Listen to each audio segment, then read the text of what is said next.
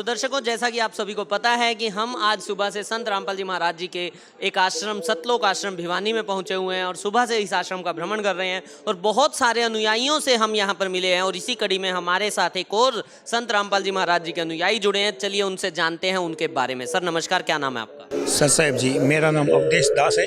मैं जूनूर डिस्ट्रिक्ट का दीक्षित आया हूँ। क्या करते हैं सर आप? मुझे आप थोड़ा सा एजुकेटेड से नज़र आ रहे हैं। ऐसा इस पूरे हरियाणा के अंदर तो एक भ्रांति है, मैं आज क्योंकि मैंने आज आपके आश्रम में बहुत ज़्यादा भ्रमण किया है तो मैंने ये चीज़ नोटिस भी की है कि आपके आश्रम में बहुत सारे पढ़े लिखे लोग भी हैं, लेकिन लोगों का मानना है कि संत रामपाल जी महाराज जी के जो अनुयायी हैं वो अंधश्रद्धा भक्ति के तहत उनके साथ कुछ अनपढ़ लोग ही जुड़े हुए हैं। क्या मैं लोगों का मानना सही है? जी नहीं, लोगों का मानना सही नहीं है जी। मैं खुद ई-मित्र चलाता हूँ भगत जी, सर जी, जिससे मतलब हम पब्लिक का जो काम होता है हम उसको सरकार के जो विभाग होते हैं उनमें उनके डॉक्यूमेंट्स भेजते हैं जी। फिर उनके जो काम होते हैं हम उनको करके देते हैं। तो मैं पढ़ा लिखा आदमी हूँ, ऐसी कोई बात नहीं है जी। और सब मैंने ये परमात्मा जी का जो ज्ञान है वो सारा एकदम मैंने, यहाँ तक कि कुरान शरीफ भी मैंने विदेश से मंगवा कर उसको कि भाई यहाँ छाप लेते हैं। संत लोग हैं, उनके पास अपार माया होती है, आशीर्वाद मात्र से ही उनके पास बहुत सारे पैसे हो जाते हैं। तो मैं इस भ्रम को निवारण करने के लिए मैंने विदेश से एक मेरा दोस्त रहता है उससे कुरान शरीफ मंगवाई और मैंने कुरान शरीफ को पढ़ा तो मैं भी दंग रह गया कि परमात्मा का ऐसा निर्मल ज्ञान कि यहाँ भारत देश में ये छप सकता है, भाई संत जी की पहुँच होगी, लेकिन विदेश में तो नहीं है। ये मेरी सोच थी खुद की और मैंने उस सोच को कि भाई उसको अपन चेक करें कि जो और लोग जो बता रहे हैं कि भाई ऐसा ज्ञान है तो अपन को चेक करना चाहिए। तो मैंने खुद ने फॉरेन से अपने दोस्त से मंगवाई कुरान शरीफ और उसको पढ़ा और ज्यों का त्यों जो हमारे गुरुजी टीवी के माध्यम से जो हमको सत्संग में बताते हैं तो वो ज्यों का त्यों पाया भगत जी। मैं खुद दंग रह गया कि हे बंदी छोड़ मेरे मालिक, ऐसा निर्मल ज्ञान आपका। तो भगत जी फिर मेरे से रहा नहीं गया, मैं और यहाँ शरण में आ गया मालिक की में। हालांकि मैंने भी ये चीज़ नोटिस की है कि संत रामपाल जी महाराज जी के जितने भी अनुयायी जुड़े हुए हैं वो ज्ञान की बातें बहुत करते हैं और संत रामपाल जी महाराज जी के बताए हुए ज्ञान की सारी बातें वो करते हैं। और जैसा कि इनसे भी पता लगा कि ये भी कुरान शरीफ पढ़ के और वो भी विदेश से मंगवा के ये संत रामपाल जी महाराज जी की शरण में आए हैं। लेकिन सर ठीक है, मैं ये ज्ञान की बातें आज सुबह से सुन रहा हूँ, मैं आपसे ये बात नहीं करूँगा। मुझे आप एक चीज़ बताइए, आप खुद, क्योंकि मुझे आज सुबह से सुनने में ये मिला है कि संत रामपाल जी महाराज जी के जितने भी अनुयायी हैं वो करप्शन में बिल्कुल भी हाथ नहीं बटाते हैं। और क्योंकि आप ई-मित्र चला रहे हैं, सरकारी विभागों के काम कर रहे हैं, तो मुझे तो नहीं लगता कि आप ऐसा नहीं करते होंगे। जरूर आप तो रिश्वत थोड़ी मोटी तो जी नहीं, हमारे परमात्मा जी ने ज्ञान ही ऐसा दिया है कि सरकार रेट निर्धारित कर रही है। सरकार ने 50 रुपये लेने, हम 51 रुपये भी नहीं लेते हैं जी किसी से, 50 के 50 ही लेते हैं। और उसी चक्कर में बस उसी ईमानदारी से जो हमारे गुरुजी ने हमें को जो ईमानदारी का दिया है, भाई आपको ईमानदारी से काम करना है, उसी के तहत हमारे मतलब सुबह 10 बजे से लेकर 5 बजे तक इतनी मतलब भीड़ होती है लोगों की। भाई ये एक पूर्ण संत के चेले हैं, इनके पास ऐसा कुछ भी नहीं है। और उसी के मतलब आप बिल्कुल कोई 1 रुपया भी नहीं जी, हम किसी 1 रुपया भी नहीं, मतलब ही नहीं। चलिए लेते, मतलब देते नहीं होंगे, ले तो लेते होंगे? नहीं जी, लेते नहीं है जी। तो दर्शकों, जैसा कि आज सुबह से अपने को देखने को मिल रहा है, संत रामपाल जी महाराज जी ही एकमात्र ऐसे संत हैं जो इस धरती पे करप्शन फ्री नेशन और करप्शन फ्री वर्ल्ड की बनाने की कोशिश कर रहे हैं। और इसी कड़ी में एक हमारे साथ मित्र जुड़े हैं जिनका ई-मित्र अपना चलता है। इनसे चलिए 2-4 बातें और जानते हैं। सर, इसके अलावा और संत रामपाल जी महाराज जी का क्या योगदान है एक समाज निर्माण में?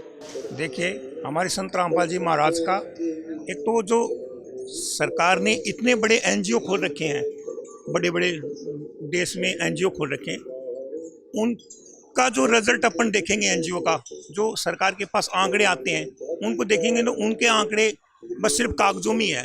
0% उनका है। जैसे नशा मुक्ति का देखो, दहेज में देख लो, करप्शन में देख लो, आंकड़े जरूर उनके बड़े बड़े हैं, लेकिन हकीकत धरातल पे अगर अपन उसको नोटिस में लेंगे तो उनका रिजल्ट 0% भी है। और संत रामपाल जी महाराज का अपन दूसरी तरफ संत रामपाल जी महाराज का देखते हैं तो उनका 100% है। नहीं, क्या आंकड़े हैं सर? आपने आंकड़ों की बात की, क्या आंकड़े हैं संत रामपाल जी महाराज जी के पास? संत रामपाल जी महाराज के जैसे आज आप देख लो जी, सर जी, ये जो दहेज मुक्त विवाह है नशा मुक्ति का है, करप्शन की अपन बातें करते हैं तो उनमें कागज पूरी उनकी फाइल तैयार होती है, लेकिन संत रामपाल जी महाराज ने इसको धरातल पे 100% पूरा ग्राफ तैयार करके। मेरा क्वेश्चन आपसे ये है, क्या संत रामपाल जी महाराज जी का कोई भी शिष्य दहेज नहीं लेता, दहेज नहीं देता? जी नहीं। एक भी? जी नहीं। क्या कोई भी शिष्य ऐसा नहीं है जो बीड़ी, जर्दा, मांस, तंबाकू, किसी तरह का नशा करता हो, दारू पीता हो, बियर पीता हो?